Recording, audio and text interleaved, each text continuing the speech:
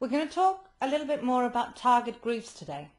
We've been talking about why we can't sell to everybody, why we have to choose a group to focus on, and how to figure out what the best group to focus on is.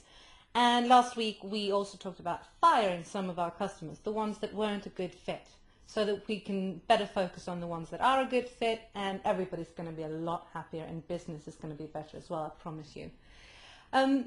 Very often when we talk about target groups, we end up getting stuck in definitions of age and gender and perhaps where they live and income brackets and education level and stuff. And yet these things do matter. And in some cases, you do have to define them in these ways.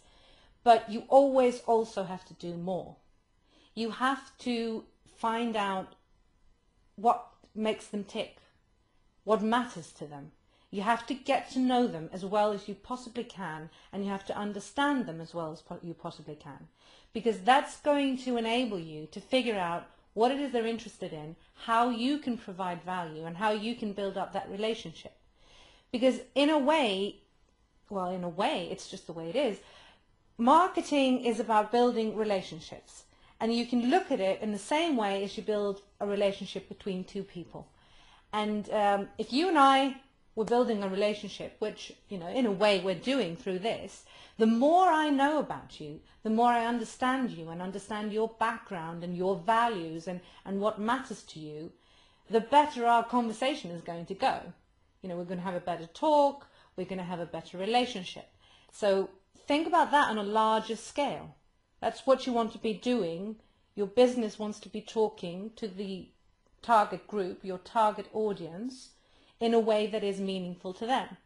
And it's even more important today with social media, blogging, and all these ways of interactivity and places where people really choose whether they want to listen to you versus, traditional advertising where it's more like, you just scream at them whether they like it or not. They can, change the channel or what have you.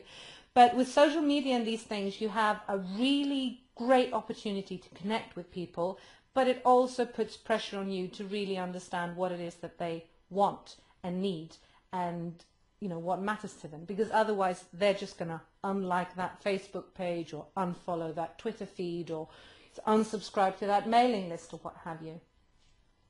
So understanding your target group, knowing them as well as possible, is really a major, major thing.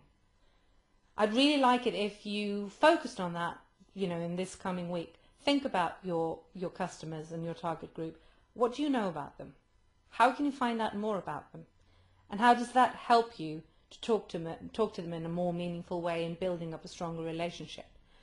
And I'd really, really love it if you would share your thoughts on it. If you're watching this on the blog, you can use the comment system. If you've grabbed this on Vimeo or Facebook or wherever you're seeing this, give us a shout. Tell us what you think.